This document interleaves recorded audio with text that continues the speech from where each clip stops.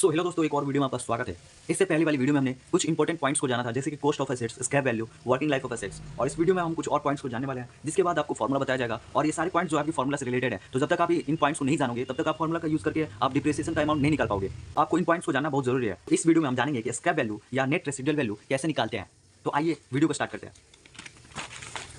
तो इसमें सबसे पहले आपको तो ये जानना बहुत जरूरी है कि रेसिडुअल वैल्यू, स्क्रैप वैल्यू, इसका वैल्यू कैसे निकाला जाता है, इसका वैल्यूएशन कैसे किया जाता है। तो सबसे पहले आपको क्वेश्चन में दिया होगा कि एक मशीन है जिसका वर्किंग लाइफ 5 ईयर था और इसका मार्केट वैल्यू 0 हो चुका है, यानी अब वो मशीन का डिप्रिसिएशन अमाउंट लगते लगते हरास लगते लगते मशीन का जो मार्केट वैल्यू है वो 0 हो चुका है। तो अब उस मशीन को कबाड़ में बेचना पड़ेगा, क्योंकि अब हमारे वो किसी काम का नहीं है। भले वो फिजिकली मौजूद है, मशीन का वैल्यू उसका 0 हो गया, लेकिन भले वो मशीन मौजूद है, फिजिकली मौजूद है, लेकिन अब उसका कोई काम नहीं है, क्योंकि अब हमें प्रॉफिट नहीं दे सकता। यानी वो मशीन से हम प्रोडक्शन करते हैं तो हमको अब वो मशीन किसी काम का नहीं है, प्रोडक्शन करते भी हैं तो हमको खर्चा ज़्यादा आ जाएगा, जिसकी वजह से हमको लॉस झेलना पड़ेगा। इसलिए अब उस मशीन को हमको बेचना पड़ेगा, क्योंकि वो हमारे किसी काम का नहीं है। तो उसको हम स्क्रैप वैल्यू कहते हैं। जो मशीन, कोई भी मशीन जिसका वर्किंग लाइफ खत्म हो जाता है, भले वो फिजिकली मौजूद है, लेकिन हमको प्रॉफिट अब नहीं दे सकता, यानी कमा हमको नहीं दे सकता, प्रोडक्शन करके नहीं दे सकता, तब उस मशीन को हटाया जाता है। तो उसका स्क्रैप वैल्यू होता है। स्क्रैप वैल्यू यानी कबाड़ में बेचने वाला भाव। ठीक है। तो रद्दी के दाम पे जो बिकता है, तो किसी मशीन का मान लीजिए कि जो कॉफी मशीन, इससे पहले वाली वीडियो में बताया था कि 50,000 का कॉफी मशीन है कोई, जिसका रेसिडुअल वैल्यू 5,000 रुपये हमको कबाड़ मिल जाएगा। तो हम उसको जब कबाड़ में बेचने जाएंगे 5,000 रुपये, तो 5,000 तो हमको मिल जाएगा, तो वो हमारा स्क्रैप वैल्यू हो गया। लेकिन उस मशीन को कबाड़ में बेचने के लिए हमको 1,000 का खर्चा भी करना पड़ेगा, क्योंकि उस मशीन को हमको यहाँ से ले जाकर फिर कबाड़ में ले जाना पड़ेगा, या फिर कैसे भी उसको, मतलब मशीन को कबाड़ में बेचने के लिए भी 1,000 रुपये हमको खर्चा करना पड़ेगा। यानी मशीन को हम 5,000 में कबाड़ में बेच देंगे, जिससे हमको 5,000 रुपये मिल जाएगा, लेकिन उसको 5,000 में बेचने के लिए भी हमको 1,000 रुपये खर्चा करना पड़ेगा। तो इस 1,000 रुपये को क्या कहते हैं हम? Disposal cost. तो जब क्वेश्चन में स्क्रैप वैल्यू दिया हो, स्क्रैप वैल्यू की मशीन का अवशिष्ट मूल्य इतना है, लेकिन उसका डिस्पोजल कॉस्ट भी दिया हो कि उस पर मशीन पर खर्चा किया गया है, उस मशीन को बेचने में 1,000 रुपये खर्चा किया गया है। तो ये 1,000 रुपये जो है हमारा क्या है? डिस्पोजल कॉस्ट है। मशीन को रद्दी में बेचने के ऊपर भी खर्चा किया गया है, यानी मशीन को जब रद्दी में बेचेंगे 5,000 रुपये मिलेगा, लेकिन उस 5,000 रुपये के लिए हमको 1,000 रुपये खर्चा भी करना पड़ा है। तो ये हमारा क्या हो जाएगा? डिस्पोजल कॉस्ट हो जाएगा। तो ये क्वेश्चन में दिया रहता है। ठीक है। आपको जो हिंदी मीडियम होंगे उनको क्वेश्चन हिंदी में दिया होगा और उसमें लिखा होगा इसका एक मशीन का अवशिष्ट मूल्य हमको 5,000 है, और उस मशीन को बेचने के लिए हमको उस पर 1,000 का खर्चा करना पड़ेगा। उस पर डिस्पोजल कॉस्ट, और इंग्लिश मीडियम वालों के लिए डिस्पोजल कॉस्ट करके लिखेगा। ठीक है। तो हमारा क्या होता है? स्क्रैप वैल्यू को हम रेसिडुअल वैल्यू भी कहते हैं। तो हमको क्या करना पड़ता है ना, जब डिस्पोजल कॉस्ट क्वेश्चन में दिया हो तो हमको स्क्रैप वैल्यू जो है हम ये नहीं लेके चलेंगे, नहीं तो हमारा क्वेश्चन का जो आंसर है वो नहीं निकलेगा, जो डिप्रिसिएशन का अमाउंट है हमको नहीं निकाल पाएंगे। इसलिए जब भी हमारे क्वेश्चन में स्क्रैप वैल्यू के साथ साथ डिस्पोजल कॉस्ट दिया हो, डिस्पोजल का एक्सपेंस दिया हो, डिस्पोजल एक्सपेंस, तो हम क्या करेंगे? नेट रेसिडुअल वैल्यू निकालते हैं। Net residual value, net residual value का फॉर्मूला क्या होता है? नेट रेसिडुअल वैल्यू का फॉर्मूला होता है net residual value, scrap value, या इसको आप रेसिडुअल वैल्यू भी कह सकते हो, minus disposal cost, disposal cost या डिस्पोजल एक्सपेंस। ठीक है। तो अब हमारा जो नेट रेसिडुअल वैल्यू है वो हमारा कितना आएगा? तो हम क्या करेंगे? 5,000 में से 1,000 रुपये घटा देंगे, क्योंकि उस मशीन को जो 50,000 का जो मशीन था खत्म हो गया, वर्किंग लाइफ खत्म हो गया, वो 50,000 का मार्केट वैल्यू भी 0 हो चुका है। हम रद्दी बेचेंगे तो 5,000 रुपये हमको मिलेगा, लेकिन 5,000 हमको लेने के लिए भी उस पर 1,000 रुपये खर्चा करना पड़ेगा। तो वो डिस्पोजल जो कॉस्ट है उसको हम क्या करेंगे? स्क्रैप वैल्यू में से माइनस करेंगे, तब हमारा जो वैल्यू अमाउंट आएगा वो हमारा नेट रेसिडुअल वैल्यू होगा, यानी वो हमारा नेट स्क्रैप वैल्यू होगा। नेट रेसिडुअल वैल्यू या नेट स्क्रैप वैल्यू होगा। तो हम क्या करेंगे? उसको घटा देंगे, तो हमारा 4,000 रुपये अब हमारा जो अमाउंट निकल के आया ये हमारा रेसिडुअल वैल्यू है, यानी स्क्रैप वैल्यू है। हम इसको लेके चलेंगे। लेकिन जब क्वेश्चन में ये डिस्पोजल कॉस्ट नहीं दिया है, जब डिस्पोजल कॉस्ट नहीं दिया है, तो हम केवल इसी को ही स्क्रैप वैल्यू मान के चलते हैं, यानी रेसिडुअल वैल्यू मान के चलते हैं। ठीक है। लेकिन जब क्वेश्चन में दिया हो कि उस मशीन को रद्दी में बेचने के लिए भी उस पर 1,000 रुपये खर्चा करना पड़ता है, तब हम उस खर्चे को स्क्रैप वैल्यू के अमाउंट से घटा देते हैं, तब जो हमारा अमाउंट बचता है वही हमारा नेट रेसिडुअल वैल्यू या स्क्रैप वैल्यू होता है। आशा है कि आपको ये वीडियो समझ में आ रहा होगा और इसमें सारे जो समझाया जा रहा है टॉपिक वो आपको समझ में आ गया होगा। तो हम आगे बढ़ते हैं। तो आपने समझ लिया नेट रेसिडुअल वैल्यू क्या है। ठीक है। अब हम समझेंगे डिप्रेसिएबल कॉस्ट क्या है। और हमारा अगला पॉइंट है डिप्रेसिएबल कॉस्ट। डिप्रेसिएबल कॉस्ट बराबर होता है cost of assets minus net residual value.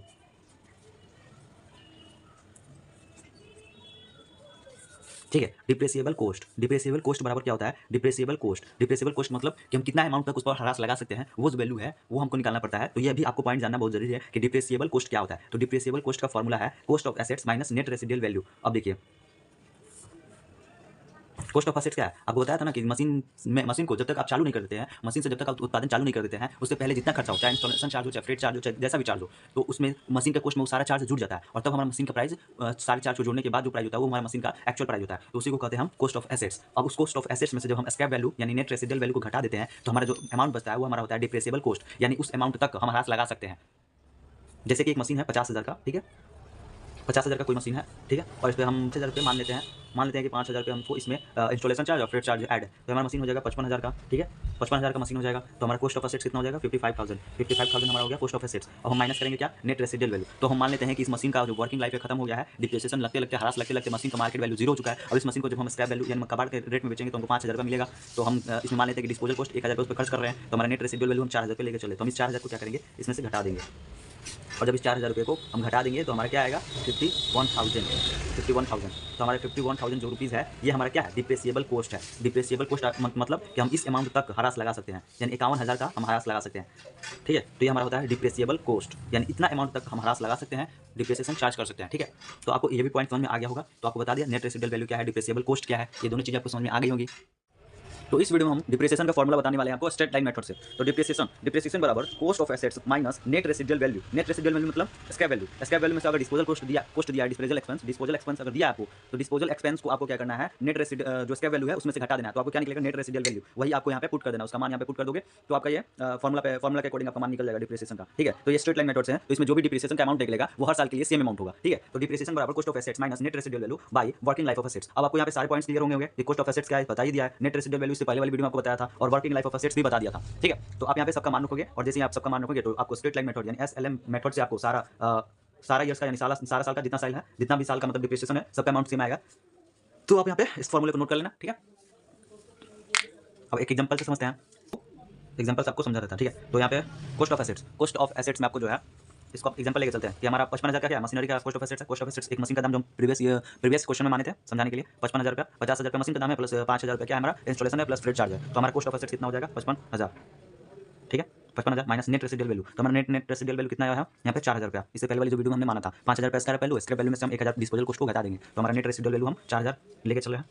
और हमारा वर्किंग लाइफ ऑफ एसेट्स कितना है, यानी कितना साल तक हमारा मशीन काम करेगा, तो ये बार आपको किताब में दिया रहेगा। जब भी आप क्वेश्चन बनाओगे तो वहाँ पे दिया रहता है कि हमारा जो मशीन का लाइफ है वो 4 ईयर्स है। ठीक है, तो हम मशीन का जो वर्किंग लाइफ है वो 4 ईयर मान के चलते हैं।